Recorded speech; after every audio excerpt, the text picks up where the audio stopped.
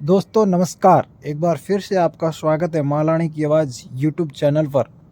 RLP के supremo Hanuman Beniwal का गढ़ माने जाने वाली और नागौर लोकसभा और खास करके खींवसर विधानसभा में ज़बरदस्त तरीके से सियासी में बवाल मच चुका हुआ है। और ये सियासी का बवाल मचा हुआ वर्चस्व की लड़ाई को लेकर रेवत राम डांगा और हनुमान बेनीवाल के बीच में है। लेकिन हर मोर्चे पर हनुमान बेनीवाल भारी पड़ते दिख रहे हैं और रेवत राम डांगा पिछड़ते दिख रहे हैं। दोस्तों इसको लेकर नागौर की खींवसर विधानसभा में सीट से भाजपा विधायक रेवत राम डांगा द्वारा जो मुख्यमंत्री को पत्र लिखा गया था उसकी गोपनीयता को लेकर भी सवाल खड़े होने लगे हैं। भाजपा के अंदर के लोगों ने ही रेवत राम डांगा का पत्र लीक कर दिया और इसका बड़ा खुलासा हो गया।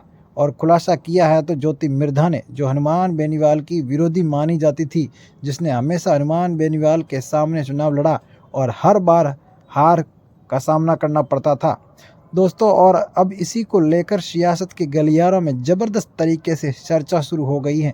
दोस्तों 30 जनवरी को लिखा गया ये पत्र 4 फरवरी को मुख्यमंत्री कार्यालय में रिसीव हुआ था, लेकिन अब ये सार्वजनिक हो जाने तक नई सियासी में समीकरण खड़े हो गए हैं। दोस्तों इस पत्र में रेवत राम डांगा ने आरोप लगाया था कि ट्रांसफर पोस्टिंग में राष्ट्रीय लोकतांत्रिक पार्टी के प्रमुख हनुमान बेनीवाल का प्रभाव चल रहा है और इस पत्र के लीक होने के बाद में राजनीतिक माहौल और गर्मा गया है। जी हां दोस्तों, इसको लेकर अब भाजपा की प्रदेश उपाध्यक्ष और पूर्व सांसद ज्योति मिर्धा ने अपनी प्रतिक्रिया भी दी है।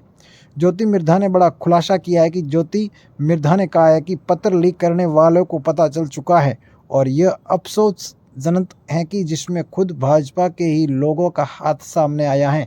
यानी कि भाजपा के लोगों ने ही रेवत राम डांगा का पत्र लीक कर दिया था और भाजपा में अंदर ही अंदर ज़बरदस्त तरीके से खलबली मची हुई है।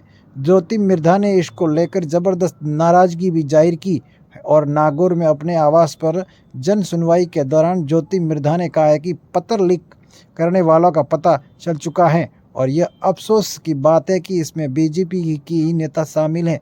भाजपा के लोगों ने यह पत्र लीक कर दिया था और उन्होंने कहा है कि पार्टी इस मामले को लेकर गंभीर है और जल्द ही इस बड़ी कार्रवाई की जाएगी।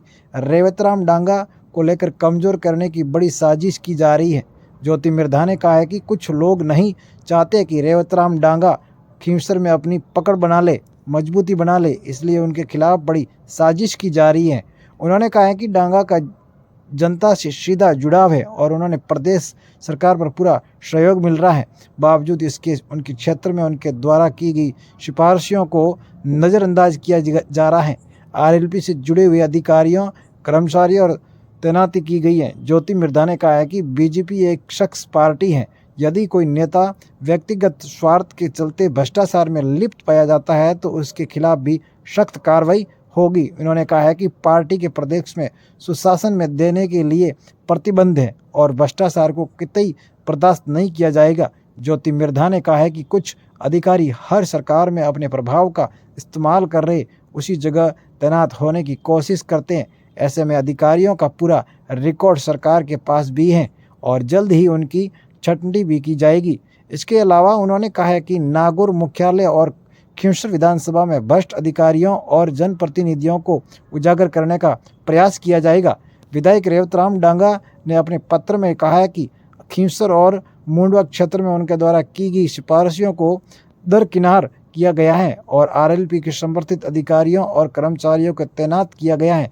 उन्होंने तहसीलदार, नायब तहसीलदार, बाल विकास परियोजना अधिकारी, उप रजिस्टर, ब्लॉक मुख्य चिकित्सा अधिकारी, विकास अधिकारी, मुख्य खंड शिक्षा अधिकारी, बिजली विभाग के कई एएन सहित अन्य अधिकारियों को ट्रांसफ़र की सिफारिश की थी, लेकिन उनके सिफारिशों का नज़रअंदाज किया गया। यानी कि सरकार में भी रेवत राम डांगा की नहीं चलती है। लेकिन अब ये देखना होगा कि बीजेपी इस मामले में क्या कदम उठाती है।